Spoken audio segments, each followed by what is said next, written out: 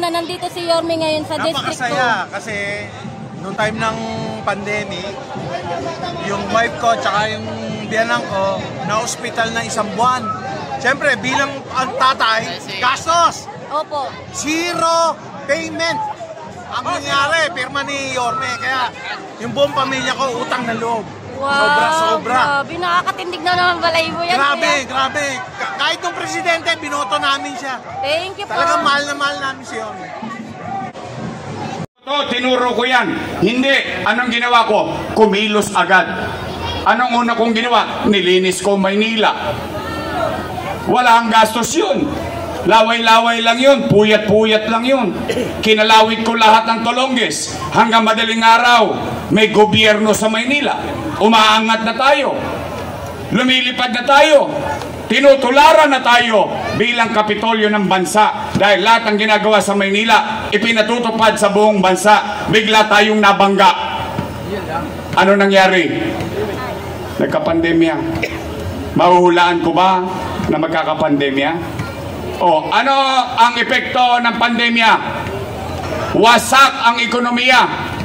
Walang ekonomiya, walang hanap buhay. Walang hanap buhay, walang trabaho. Walang trabaho, walang pitsa. Walang pitsa, walang chicha.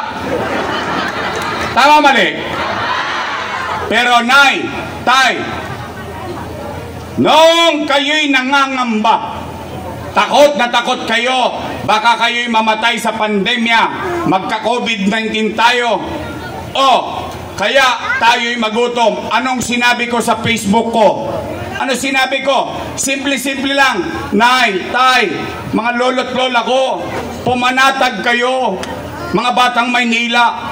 Huwag kayong mag-alala. Pag ako wala na mautangan, wala na maibebenta, nakita nyo tong relo na ito, ipatatas ako to kitang bunting makaraos lang tayo. Why? Dahil 2 milyon na bibig umaasa sa kanyang gobyerno. Oh, taas ang kamay na may mga anak dito. May anak kayo? Real talk. Real talk. Kapag walang makain ng anak nyo, gagawa nyo ng paraan? Hindi nga. Iraraos nyo? Itatawid nyo? Kaya nga kapag kagipit sa Bombay, kumakapit. Bali dito, bali doon, nagkakanda bali-bali na buto natin ng kakabali. Tama mali? O, iraraos nyo? Itatawid nyo? O, yun din ang ginawa ko bilang ama ng 2 milyong Manileño noong panahon ng pandemya. Ano nangyari sa atin? Nay, tay, kayong mga naparito, kayong lahat, mga nangabuhay, kayo ang testigo ko. Dahil yung ibang testigo ko patay na eh. Wala eh, nagka-COVID eh. Anong magagawa natin? Pero kayo, na mga naparito, mga batang Santa Cruz, kayo mismo, kaya nyong sabihin, at matangos ang ilong nyong kayang sabihin, kanino man sa buong Pilipinas, sa buong Metro Manila, dito sa Maynila, walang nagutom sa lungsod ng Maynila noong panahon ng pandemya. Mayaman, middle class, mahirap, buwan-buwan, may food box na dumarating sa bawat pamilyang Manileño. Totoo ba yon? Nangyari ba yon? Naramdaman nyo ba yon? Yan ang kwento. Lalagyan natin ng kwenta. Kasi may kwento eh. Sabi nyo ito to. Sabi nyo yung nangyari. O, pagpalagay na lang natin, 1,000 piso, isang food box, 700,000 families. 700,000 times 1,000. 700 million. Patay. Ang dami ng zero. 700 million pesos. Ilang buwan? 8 buwan. 8 times 7. Nagka-leche-leche na.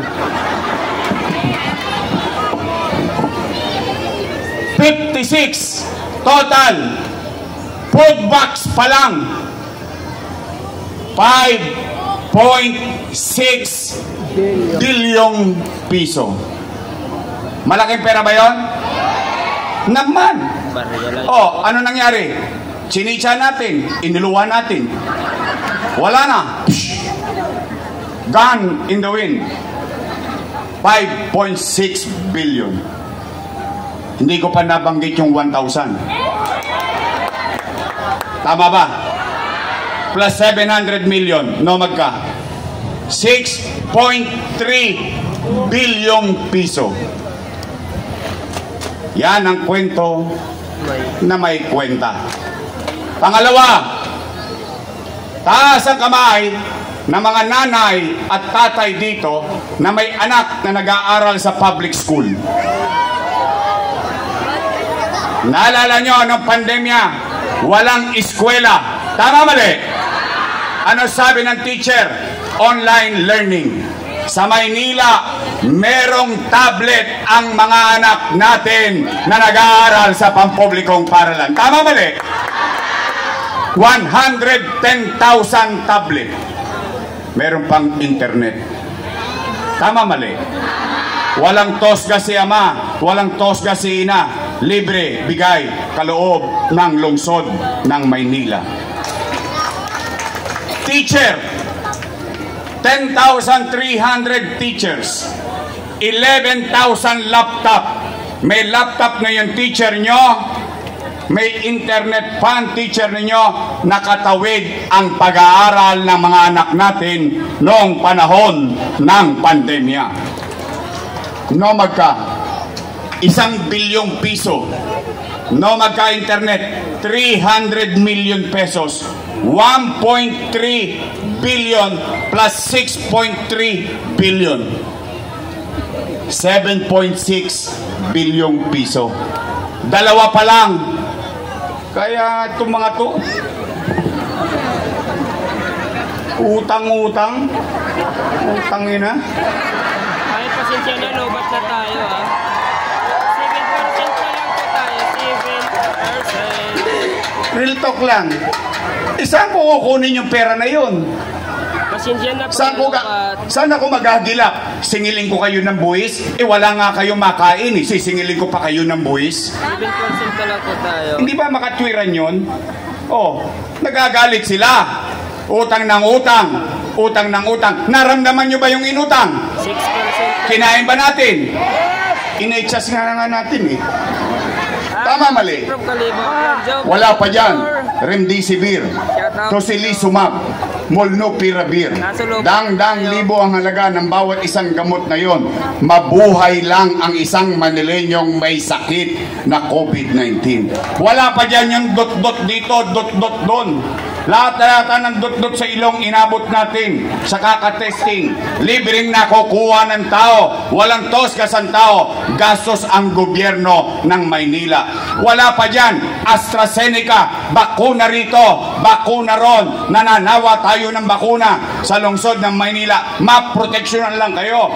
Makaraos lang tayo sa pandemya. Wala pa dyan yung ospital ng COVID-19 na tinayo natin sa Luneta. 300 million pesos. Wala pa dyan. Lumayo lang kayo ng konti rito. Pumunta lang kayo ng konti.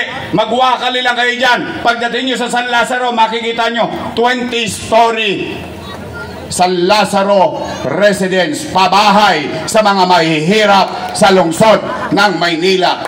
Pedro Hill Residence, San Sebastian Residence, Condominium 1, Condominium 2, Binondominium 1, Base Community, pabahay. Bakit? Squatter ako eh. Lobat na tayo. Mahirap mangupahan habang buhay. Mahirap maging squatter. 2%. Hindi mo alam pag-uwi mo kung palalayasin ka na dahil kukunin na yung lupa mo. Kaya ko period yan.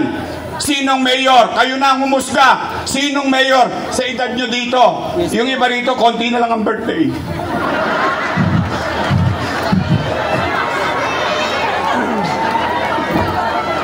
Ang ibig ko sabihin, sa hinaba-haba ng pamumuhay ninyo, sinong mayor ang nakagawa ng libo-libong pabahay? Walang tinapon sa probinsya, nanirahan din sa Maynila. Wala pa dyan, Baseco Hospital. 3 taon nang tapos. 3 taon na akong wala. Hindi pa rin bukas. Kung may kakilala kayo sa Baseco, ipagtanong po ninyo kung nagsisinungaling ako. Bagong ospital ng Maynila, 10-story fully air condition. May CT scan machine, may MRI machine, pero hindi nyo pa nagamit. Hindi ko lang alam. Hindi po ako doktor, sila po ang doktora. Oh. Nay, tay, sinabi ni Apple kanina, pangarap niya magkaroon din ng air condition na public school. Ayan, Rosario Almario Elementary School, 10-story fully air conditioned public school. Manila Science High School, Magsaysay High School, Albert Elementary School. Ayan ang pera natin, oh. Ayan ang mga inutang natin. Itinuloy ko ang pangarap ko para sa inyo. Eh, ba't sila nagre-reklamo utang dito, utang doon? Oh, kaya nay, kayo ang humusga. Sabi nila, kasama si Chihuahua, mali daw ang ginawa ko. Mali daw. Mali daw. Hindi, mali daw. Mali. Mali. Kung ako, pagbigyan natin si Chihuahua at saka yung amo niya. Pagbigyan natin, kwentuhan lang naman to eh. Eh, matatalino naman kayo, alam ko eh. Pagbigyan natin sila, ano, mali? O kung yun ay mali, kung mali ang ginawa ko, edi mali din sila. Bakit? Kasama ko silang gumawa nun eh. Tama ba? Eh, sinong vice mayor ko nun? Siya. Sinong majority floor leader? Si Chihuahua. Oh, mali pala eh. Eh, ba't yung inaprubahan? Masama pala eh. Ba't yung pinagbotohan? Samantalang nung nagkakabigayan ng food box, dumadamba-damba pa sila. Yan ba? Tama po ba? Kung ako mali, at least ako tatayo sa harapan ninyo. Kayo magpako sa akin sa krus. Bakit? Basta ako paninindigan ko, ginawa ko. Bakit? Kasi gusto kong iraos katulad ng pakiramdam ninyo bilang isang ama, bilang isang ina. Kapag nagdadaraop ang inyong mga anak, iraraos nyo, itatawid nyo, gagawa nyo ng paraan. Yan ang obligasyon ng isang mayor sa kanyang mamamayan.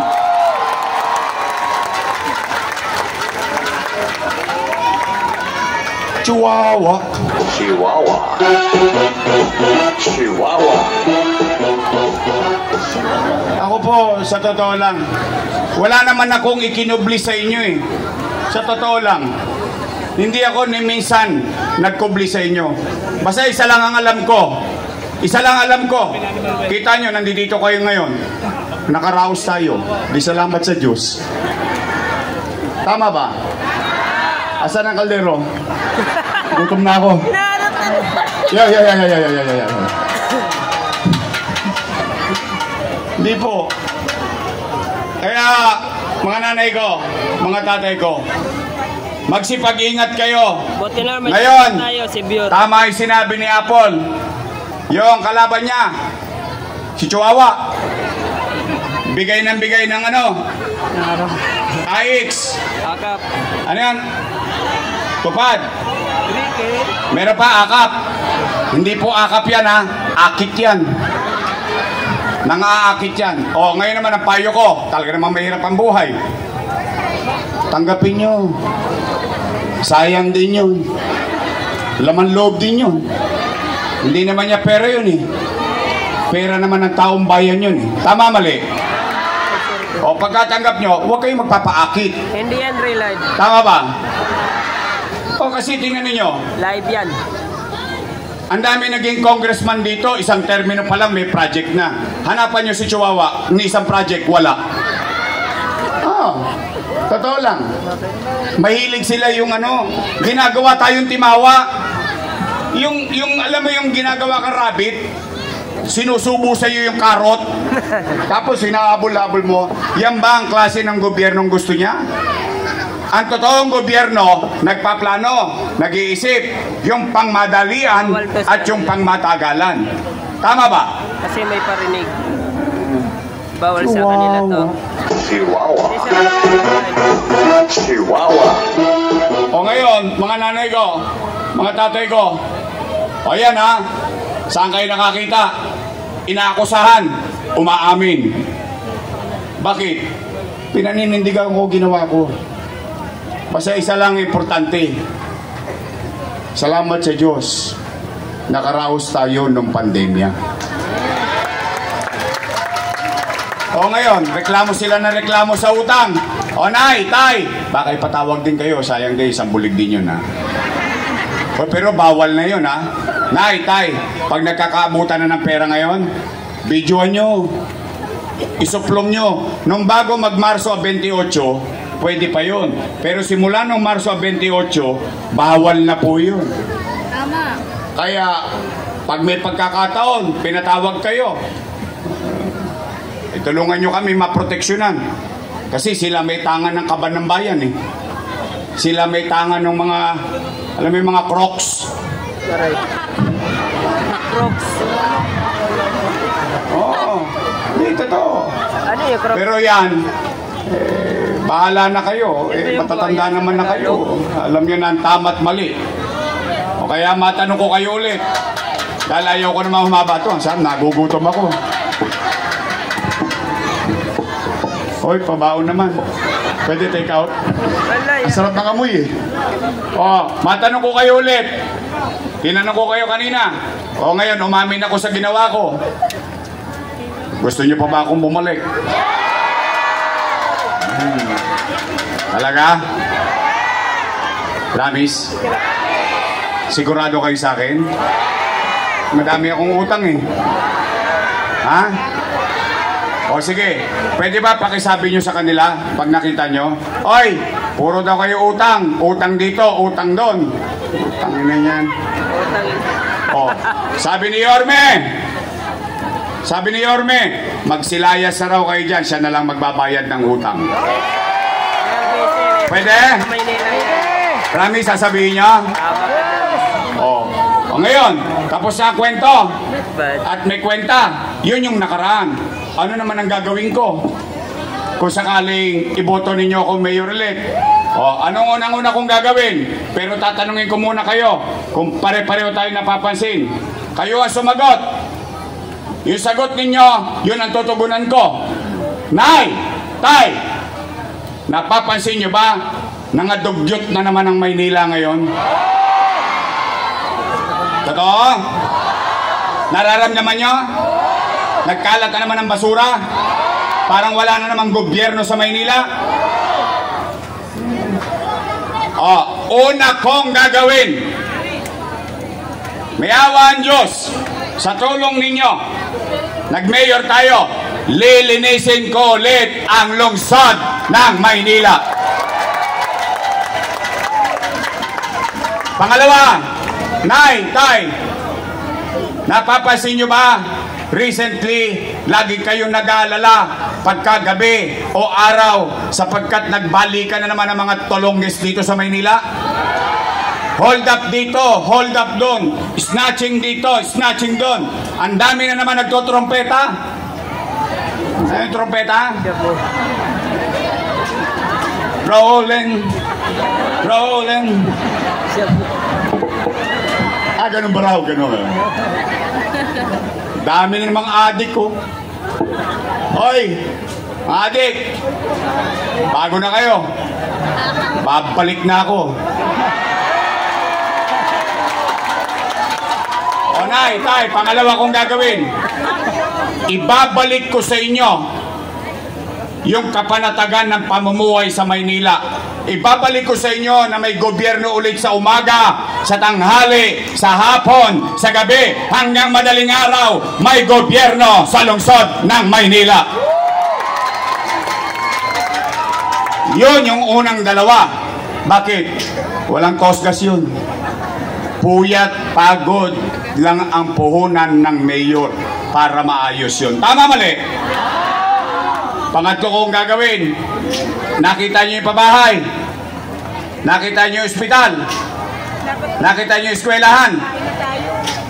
Tutuloy ko lang yun. Naumpisahan ko na eh. Di tuloy-tuloy lang. Tama, mali? at trabaho. Bakit? Yan ang minimum basic needs. Housing, education, healthcare, jobs. Yan ang kailangan ng tao para tumaas ang antas ng pamumuhay niya. Special mention, mga lolo ko, mga lola ko, mga senior citizen, I love you. Ibabalik ko yung cake. Wala na raw yung cake nyo. Ibabalik ko yung insure. At ibabalik ko yung nasimulan kong sistema, botante o hindi, may sakit o wala, may pensyon sa Maynila ang senior citizen. Ano pa gagawin ko? Wala na, uwi na. O kasi ayoko naman ipangako sa inyo lahat. Ayun lang, mabigat na. Maganda ba yon? Yung nakita nyo sa video, kapaki-pakinabang ba sa tao? Yung kapanatagan ng pamumuhay, gusto nyo? Yung maaliwalas na kapaligiran, gusto nyo? O yun lang po ang gagawin ko. Yung iba, palamuti na lang. Katulad ng pagpapailaw sa Top Avenue. Ang haba niyan. Alam nyo ba yan?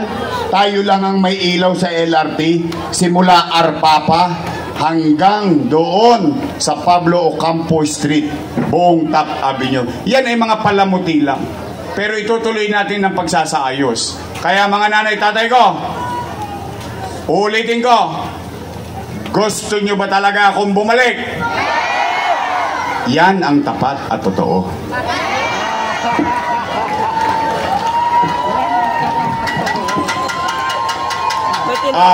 Nay, tay, pwede ba ako makisuyo? Total, natulungan ko naman na sila. Ako, kung lilingonin nila ako, okay lang, di thank you. Kung hindi man, salamat sa Diyos, naging bahagi ako ng tagumpay nila. Ganun lang naman ang buhay. Ako ba magbabayad pa ng utang na loob? Opo. Magbabayad pa rin ako ng utang na loob. Bakit? Dahil ang utang na loob, walang katapusang bayaran. Yun ang paniwala ko eh. Maaring hindi nyo paniwala yun, pero paniwala ko yun. Pero ang pakiusap ko lang sa kanila, baka naman kung po pwede, sa ibang bagay na lang ako tumanaw ng utang na loob. Dahil bakit? May utang na loob din naman ako sa taong bayan eh. Kung wala kayo, wala ang Diyos, wala din ako sa kinalalagyan ko ngayon. Kaya nay, tay, ang pakiusap ko lang, pwede ba? Yorme's choice tayo, straight. Promise? Total, dalawa lang ang pagpipilian ninyo. Dalawa lang, dalawang grupo lang yan. Una, Yorme's choice, matamis. Yung kabilang grupo, ladies' choice.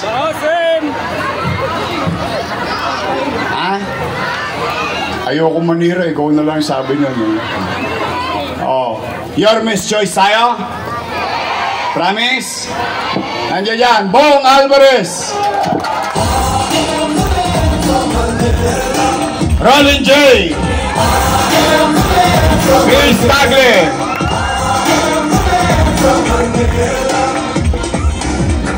Masarap ba talaga cookie niya? Nakain nyo na? Masarap? Pahingin ako minsan. Gutom na ako eh. Makauson! Sino mas pogi? Si Letlet o si Tol?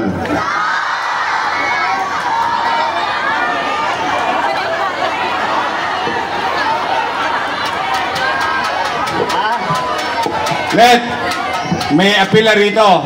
Yung tatay daw ang mas pogi nung panahon niya. Mas pogi si Tol. Matalino pa. Magaling pa. Malayo-malayo. Buti nagmana sa ina. Charot. Tol Sarkal.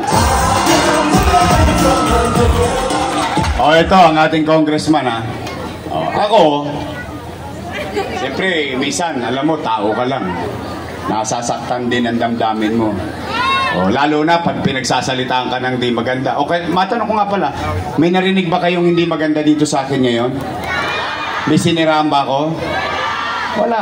O ngayon, si Chihuahua, hindi po. Totoong naging bahagi ako ng tagumpay niya. Binoto natin konsyal, tinulungan ba natin? Oo. Konsyal? Oo. Konsyal? Oo. Pinagpahinga natin, pinatakbo natin yung kapatid. Konsyal? Nanalo. Natulungan ba natin? Natulungan. Pinagpahinga natin yung kapatid, ginawa kong department head, pinabalik natin konsyal. Nanalo. Tama mali? Pagkatapos pinatakbo natin congressman, nanalo hindi? Nanalo. O ngayon, ako na pinakamasama sa kanya. Kung sigaw-sigawan ako, ganun na lang. O kung ako, kayang gawin niya sa akin yon, sino kayo? Paano kayo? O pero ako, hindi naman ako naniningil. Nandyan na yan. Kasi ang utang na loob, hindi sinisingil. Kusang binabayaran. Pero nandyan na yan, we move on. Kung tumigas ang leeg nila, wala naman ako magagawa doon. Bahala na ang Diyos sa kanila. Pero for the meantime, may bago tayong tutulungan na congressman. Congresswoman Apple Nieto!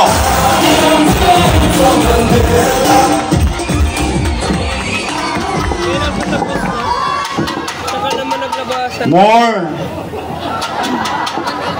Isa pa. At ang aking Vice Mayor ay graduate ng Political Science sa Lasal. Wow! Sosyal. Dahil ko po siya. Ako po, graduate ng Ateneo.